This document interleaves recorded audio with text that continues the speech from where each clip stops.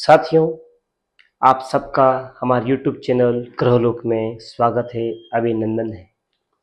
मैं पंडित लोकेश पालीवाल आप सबको आज धनु राशि का साप्ताहिक फलादेश बताने वाला हूँ। इसको सुनकर और सुनने से ज़्यादा महत्वपूर्ण इसको अपने जीवन में उतार कर, बातों को सुनकर अपने प्लान को बदलकर आप अपने लाभांश का प्रतिशत बढ़ा सकते हैं और आपको पूर्व में ज्ञात हो जाएगा कि इस सप्ताह में मेरी मानसिकता क्या क्या रहेगी और मुझे क्या क्या करना है, किन बातों का ध्यान रखना है। तो उसके लिए आपको हमारी ये बातें सुननी होगी, माननी होगी और जो हम उपाय बताते हैं उसको कर कर आप विशेष लाभान्वित हो सकते हैं। कार्य ऐसा होगा जो आप सहज रूप से कर पाएंगे और उसमें कोई विशेष श्रम भी नहीं लगेगा। तो आइए हम प्रारंभ करते हैं। यह सप्ताह आपके लिए बड़ा ही महत्वपूर्ण है, विशेष है। मैं पहले बताना चाहूंगा आपको दो बातें कि हम सारी बातें कैसे बताते हैं। तो चंद्र गोचर, चंद्र विचरण से ये सारी बातें होती है। तो चंद्रमा का इस सप्ताह में विचरण रहेगा कन्या राशि, तुला राशि और वृश्चिक राशि पर रहेगा। और बाकी ग्रहों की जो स्थिति है, आपकी राशि से तृतीय राहु चल रहे हैं, चतुर्थ शनि चल रहे हैं, गुरु सप्तम चल रहे हैं, केतु शुक्र नवम चल रहे हैं, बुध सूर्य जो है आपके दशम है, चंद्रमा हर 2.25 दिन में बदल रहे हैं, मंगल एकादश है। तो ये थी आपकी 9 ग्रहों की स्थिति। और शनि की आपको जो है ढैया चल रही है, तो आपको विशेष श्रम की आवश्यकता रहेगी। लेकिन वर्तमान समय में साप्ताहिक कुंडली में आपके विशेष योग बने हुए हैं। क्या सूर्य बुधादित्य योग आपके कर्म भाव में बने हुए हैं। ये बहुत ही सफलतम होने के योग हैं और आपको अपने कर्म क्षेत्र में बुलंदी देने वाले होते हैं। सूर्य और बुध की जो जोड़ी है, सूर्य बुधादित्य की जोड़ी है, बुध अपने बेस्ट पोजीशन पे है। 1 से 12 नंबर तक बुध जो है सबसे ज्यादा जो फल देते हैं अच्छा, वो 6 नंबर पर ही देते हैं। क्यों? मूल त्रिकोण के हैं, स्वग्रही हैं और उच्च के हैं। तो यह जो है आपको अपने कर्म भाव में बैठकर तीनों फल दे रहे हैं। तो निश्चित तौर पर अभी आप अपने कर्म क्षेत्र में जो कुछ भी सोचेंगे, जो कुछ भी करेंगे, लोगों के द्वारा सराहनीय होगा और आपको अप्रिशिएट किया जाएगा, लाभ विशेष प्राप्त होगा, पदोन्नति आपकी विशेष रहेगी। आप इस क्षेत्र में निश्चित तौर पर बिजनेस में है तब भी यह आपको विशेष फल देगा। आपका प्रोडक्शन बढ़ेगा, गुडविल बढ़ेगी, आपका कार्य क्षेत्र बढ़ेगा। तो सारी जगह आपको भी लाभ प्राप्त होगा।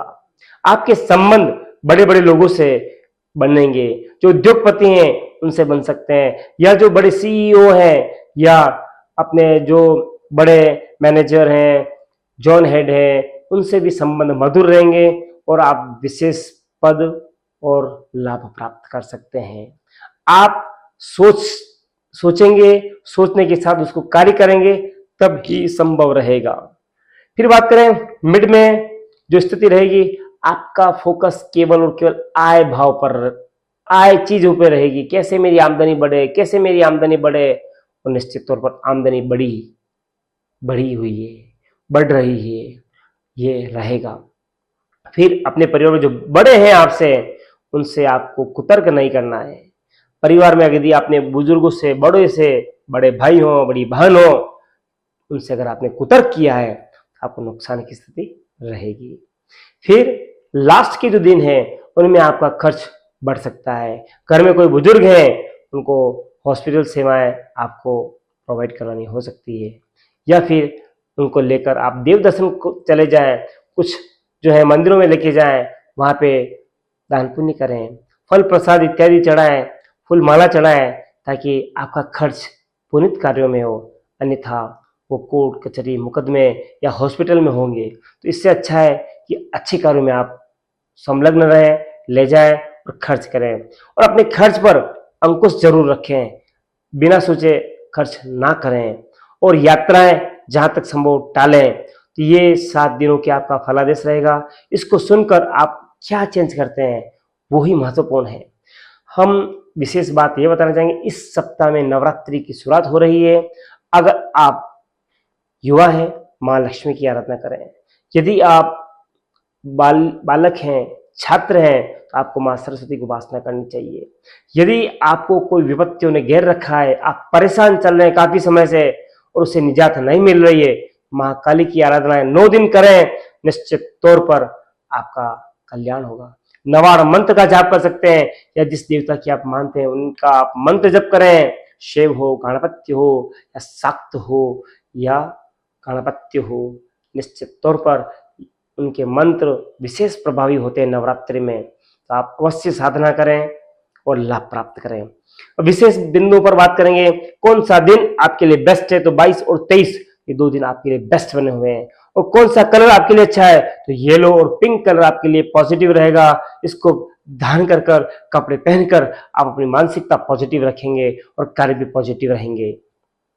फिर कौन से वो 2 दिन है जिनसे आपको सावधानी रखने की आवश्यकता है, तो 27 और 28 सितंबर में आपको सावधानी रखनी है, जिससे आप कोई नूतन कार्य ना करें, कोई विशेष डीलिंग ना करें, कोई एग्रीमेंट ना करें, ताकि हानि की स्थिति ना रहे जीवन में।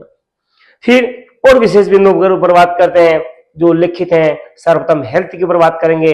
हेल्थ एवं वेल्थ है ना, हेल्थ वेल्थ से भी ऊपर है, तो उसमें क्या अपने को सावधानी रखनी है।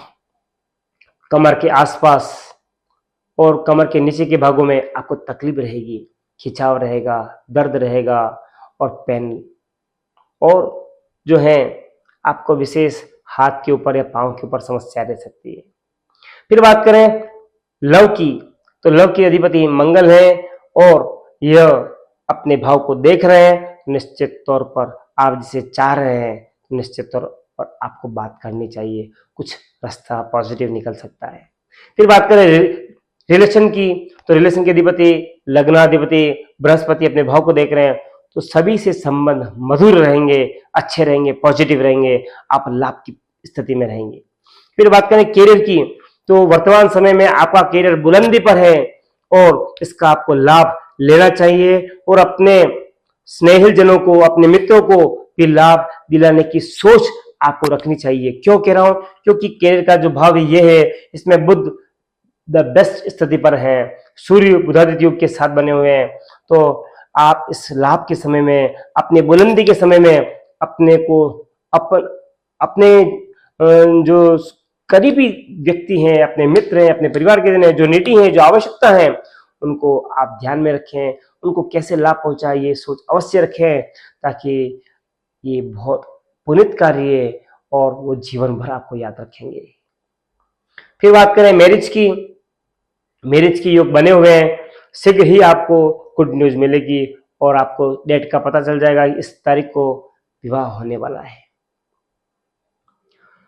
हम बात करेंगे ऐसे क्या उपाय करें कि जिससे सारे कार्य अनुकूल हो जाए। उससे पूर्व एक बात है, यदि आप छात्र हैं तो निश्चित तौर पर आप खूब मेहनत कर रहे हैं और शीघ्र ही आपको राजकीय सेवा या इच्छित सेवा मल्टीनेशनल कंपनी में नियुक्ति मिल सकती है। आपका जो है समय बहुत ही सही चल रहा है। क्यों, पंचमेश पंचम को देख रहा है, राज्य में स्थित है, राज्य भाव में स्थित है, तो ऐसा जो समय है बहुत कम आता है। तो अभी का समय आपको भरपूर उसका लाभ लेना चाहिए, लाभ उठाएंगे तो अच्छा रहेगा।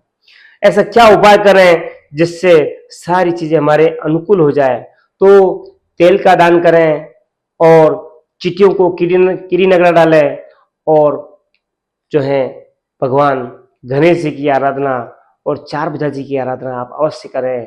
ये कर आप निश्चित तौर पर विशेष लाभान्वित रहेंगे और सारे कार्यों में विशेष लाभ प्राप्त होगा। मेरी बातें अच्छी लगी हो तो आप मित्रों से, परिवारजन से शेयर करें, लाइक करें, चैनल को सब्सक्राइब करें और कमेंट बॉक्स में नीचे आप लिखें जय माता दी। धन्यवाद।